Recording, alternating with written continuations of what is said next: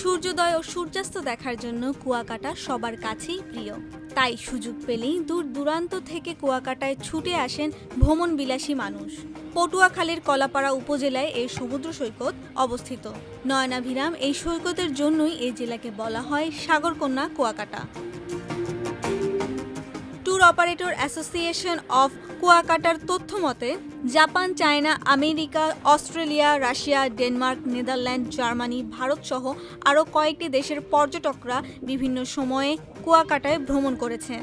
আর দেশের ভ্রমণ বিলাসীদের তো কথাই আলাদা। কারো কারো কাছে সাগরকন্যা মানেই কুয়াকাটা। অন্যদিকে কুয়াকাটার স্থানীয় বাজারে রাতের বেলার মাছের বারবিকিউয়ের সুনামও আছে দেশ জুড়ে।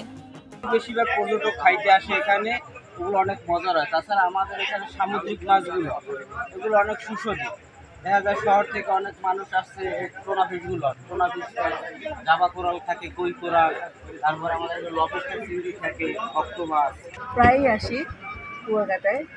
বেসিক্যালি মানে সমুদ্রের যে একটা ফ্লেভার, মিষ্টি বাতাস, যে একটু সুস্বাস্থ্যকর মনে হয়, একটু নির্মল মনে হয়। ক্রাউডি শহরের মধ্যে থেকে এখানে যখন এসে নিঃশ্বাসটা নিই, ওই বাতাসটা একটু নির্মল লাগে। ব্যবসা থেকে একটা সংস্কৃতির দিকে চলে গেছে যে কুয়াকাটা মানেই বারবিকিউ, কুয়াকাটা মানেই মাছের বারবিকিউ, অথবা এই যে কাঁকড়া, লবস্টার। কুয়াকাটা থেকে মানে সাগর প্রকৃতি খুব কাছ থেকে দেখা যায়। বিশেষ করে এই লেম্বুচর এলাকা থেকে মানে একেবারে কাছে থেকে সাগরটা দেখা যায়। প্লাস এখানকার যে প্রকৃতি পরিবেশ খুবই ভালো লাগে, এটার জন্যই বারবার ছুটে আসে। এবার জানা যাক কুয়াকাটা কেন এত জনপ্রিয়। পূর্ব পশ্চিমে বিস্তৃত সমুদ্র সৈকতটি 18 কিলোমিটার দীর্ঘ। একসময় ছিল 3.5 কিলোমিটারের প্রশস্ত। কালের বিবর্তনে সমুদ্র সৈকতটি সমুদ্রের জোয়ার এবং ঢেউয়ের তাণ্ডবে ক্ষতিগ্রস্ত হয়েছে। এখন এর প্রশস্ততা কোথাও 1.5 কিলোমিটার, আবার কোথাও 1 কিলোমিটারে গিয়ে ঠেকেছে। দূর সমুদ্রের ট্রলার এবং নৌকায় জেলেদের মাছ ধরার দৃশ্য, সমুদ্রের বিস্তৃত জলরাশি, গাংচিলের অবাধ বিচরণ পর্যটকদের আকৃষ্ট করে। সমুদ্রের তীর থেকে এসব দৃশ্য দেখে মুগ্ধ হন এখানে ঘুরতে আসা পর্যটকরা। কিভাবে যাবেন কুয়াকাটায়? এখানে শুধু সৈকত নয়, আশেপাশে বন বিভাগের জাতীয় উদ্যান, লেম্বুর চর, শুটকিপল্লী, মিস্ত্রিপাড়া, বৌদ্ধ মন্দির, রাখাইন মহিলা মার্কেট সহ রয়েছে নানা স্থান।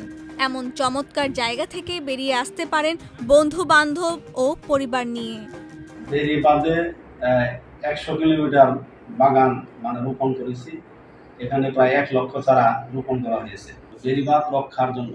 বেরিবাঁধ সাগরের চলে গেলে বেরিবাঁধ ভেঙে না যায়, এ কারণে আমাদের চারাগুলো আসলে রোপণ করা। কুয়াকাটা যারা সূর্যোদয় পরিদর্শন করে এখানে প্রথমে দেখতে আসে আমাদের সীমাবদ্ধ বিহার এবং আমাদের কৃষ্টি কালচার। এখন তো বর্ষার সিজন, বেচা কিনা আমাদের একটু কম, কিন্তু নভেম্বর, ডিসেম্বর, জানুয়ারি, ফেব্রুয়ারি ওই টাইমটা একটু সরকারি বন্ধ থাকে, বেচা কিনা খুব ভালো হয়। ওই টাইমটা মোটামুটি আমরা একটু ভালোই থাকি, ভালোই হয়। ঢাকা থেকে সরাসরি সড়ক পথে কুয়াকাটায় যাতায়াত করা যায়।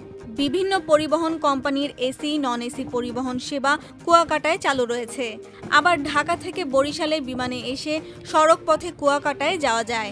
ঢাকা থেকে নদীপথে বিলাসবহুল লঞ্চ সার্ভিসে করেও বরিশাল, পটুয়াখালী, আমতলী এবং কলাপাড়ায় নেমে কুয়াকাটায় যাওয়া যায়। ব্যক্তিগত গাড়িতে করেও দেশের বিভিন্ন প্রান্ত থেকে ভ্রমণ করতে পারবেন সাগরকন্যা কুয়াকাটায়।